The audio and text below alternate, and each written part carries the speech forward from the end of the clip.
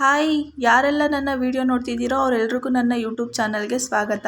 ಹಾಗೆ ಯಾರಾದರೂ ಹೊಸ್ದಾಗಿ ನನ್ನ ಯೂಟ್ಯೂಬ್ ಚಾನಲ್ನ ನೋಡ್ತಾ ಇದ್ದರೆ ದಯವಿಟ್ಟು ಸಬ್ಸ್ಕ್ರೈಬ್ ಮಾಡ್ಕೊಳ್ಳಿ. ಹಾಗೆ ವಿಡಿಯೋನ ಇಷ್ಟ ಆಗಿದ್ರೆ ಲೈಕ್ ಮಾಡಿ. ಮತ್ತು ನಾನು ಟ್ರೈ ಮಾಡಿರೋ ರೆಸಿಪಿಗಳು ನಿಮ್ಗೆ ಇಷ್ಟ ಆದರೆ ಮನೇಲಿ ಟ್ರೈ ಮಾಡಿ ಹೇಗಿತ್ತು ಅಂತ ಕಮೆಂಟಲ್ಲಿ ತಿಳಿಸಿ. ಕೆಲವೊಬ್ಬರಿಗೆ ಕ್ರಿಸ್ಪಿಯಾಗಿ ಮತ್ತು ಸಾಫ್ಟಾಗಿ ಎರಡು ರೀತಿಯೂ ದೋಸೆ ಮಾಡ್ಕೊಳ್ಳೋದು ಹೇಗೆ ಅಂತ ಗೊತ್ತಿರಲ್ಲ. ಅವ್ರಿಗೋಸ್ಕರ ಈ ವಿಡಿಯೋ ಮಾಡ್ತಾಯಿದ್ದೀನಿ. ದೋಸೆ ಹಿಟ್ಟು ಮಾಡ್ಕೊಳ್ಳೋಕ್ಕೆ ನಾನಿಲ್ಲಿ 2 ಗ್ಲಾಸ್ ಅಕ್ಕಿ ತೊಗೊಂಡಿದ್ದೀನಿ. 2 ಗ್ಲಾಸ್ ಅಕ್ಕಿ ಜೊತೆಗೆ 3 ಸ್ಪೂನ್ ಉದ್ದಿನಬೇಳೆ ಹಾಕೊಳ್ಳಿ. ಉದ್ದಿನಬೇಳೆ ಜಾಸ್ತಿ ಹಾಕೋಕೆ ಹೋಗಬೇಡಿ, ಜಾಸ್ತಿ ಹಾಕಿದ್ರೆ ಜಾಸ್ತಿ ಹುಳಿ ಬರುತ್ತೆ. ಮತ್ತು 4 ಸ್ಪೂನ್ ಅವಲಕ್ಕಿ ಹಾಕೊಳ್ಳಿ. ಅವಲಕ್ಕಿ ಹಾಕೊಂಡಾದ್ಮೇಲೆ ಅವೆರಡನ್ನೂ ಚೆನ್ನಾಗಿ ಮಿಕ್ಸ್ ಮಾಡ್ಕೋಬೇಕು. ಮಿಕ್ಸ್ ಮಾಡ್ಕೊಂಡಿದ್ದಾದಮೇಲೆ ಅದಕ್ಕೆ ನೀರು ಹಾಕ್ಕೊಂಡು ಒಂದು 2 ರಿಂದ 3 ಸಲ ಚೆನ್ನಾಗಿ ತೊಳ್ಕೊಬೇಕು. ಚೆನ್ನಾಗಿ ತೊಳ್ಕೊಂಡಿದ್ದಾದಮೇಲೆ ನಾವು ಕುಡಿಯೋಕ್ಕೆ ಯೂಸ್ ಮಾಡ್ತೀವಲ್ಲ ಆ ನೀರನ್ನ ಹಾಕ್ಬಿಟ್ಟು ನೆನೆಯೋಕ್ಕಿಡಬೇಕು. ನಾನು ಅಕ್ಕಿ ನೆನೆಯೋಕ್ಕಿಟ್ಟಿದ್ದು ಮಧ್ಯಾಹ್ನ 1 ಗಂಟೆಯಲ್ಲಿ. ಇವಾಗ ರಾತ್ರಿ 9 ಗಂಟೆ ಆಗಿದೆ. ನೋಡಿ ಅಕ್ಕಿ ಎಲ್ಲ ಎಷ್ಟು ನೀಟಾಗಿ ನೆಂದಿದೆ ಅಂದರೆ ಕೈಯಲ್ಲಿ ಪೀಸ್ ಮಾಡಿದ್ರೆ ಅದು ಪೀಸ್ ಆಗೋ ಥರ ಇರಬೇಕು. ಈ ಥರ ಎಲ್ಲ ನೆಂದಿರೋ ಅಕ್ಕಿ ಜೊತೆಗೆ ಒಂದು 3 ರಿಂದ 4 ಮಿತಿಕೆಯಷ್ಟು ಅನ್ನ ಹಾಕೋಬೇಕು. ಅನ್ನ ಎಲ್ಲ ಅಕ್ಕಿ ಒಳಗೆ ಹಾಕ್ಕೊಂಡು ಮಿಕ್ಸ್ ಮಾಡ್ಕೊಂಡಾದ್ಮೇಲೆ ಮಿಕ್ಸಿ ಜಾರಿಗೆ ಹಾಕೊಂಡು ರುಬ್ಕೋಬೇಕು. ರುಬ್ಬಕ್ಕೆ ನೀರನ್ನ ಯಾವುದೇ ಕಾರಣಕ್ಕೂ ಜಾಸ್ತಿ ಹಾಕೊಂಡು ರುಬ್ಬಾರ್ದು. ರುಬ್ಕೊಂಡಿರೋ ಅಕ್ಕಿ ಇಷ್ಟು ಗಟ್ಟಿಯಾಗಿ ಹಿಟ್ಟಾಗಬೇಕು. ಈ ಥರ ಹಿಟ್ಟಾಗಬೇಕು ಅಂದರೆ ರುಬ್ಬೋವಾಗ ಜಾಸ್ತಿ ನೀರನ್ನ ಯೂಸ್ ಮಾಡಬಾರ್ದು.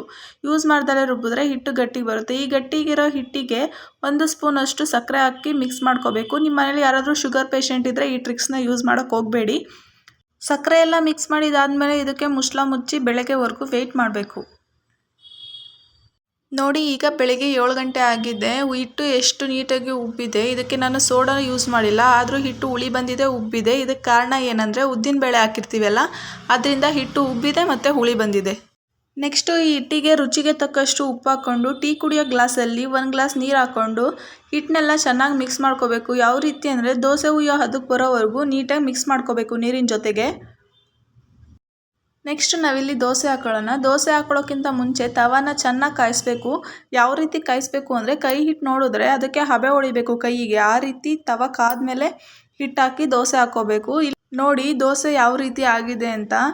ದೋಸೆ ಕ್ರಿಸ್ಪಿಯಾಗೂ ಇದೆ ಮತ್ತು ಸಾಫ್ಟಾಗೂ ಇದೆ. ಈ ರೀತಿ ದೋಸೆ ಮಾಡ್ಕೋಬೇಕು ಅಂದರೆ ನಾನು ಹೇಳಿರೋ ಸ್ಟೆಪ್ಸ್ನ ಯೂಸ್ ಮಾಡ್ಕೊಳ್ಳಿ. ಇದೇ ತರಹದ ವಿಡಿಯೋಗಳಿಗಾಗಿ ನಮ್ಮ ಚಾನಲ್ಗೆ ಸಬ್ಸ್ಕ್ರೈಬ್ ಆಗಿ. ಹಾಗೆ ವಿಡಿಯೋ ಇಷ್ಟ ಆಗಿದ್ದರೆ ಲೈಕ್ ಮಾಡಿ, ಶೇರ್ ಮಾಡಿ. Thank you.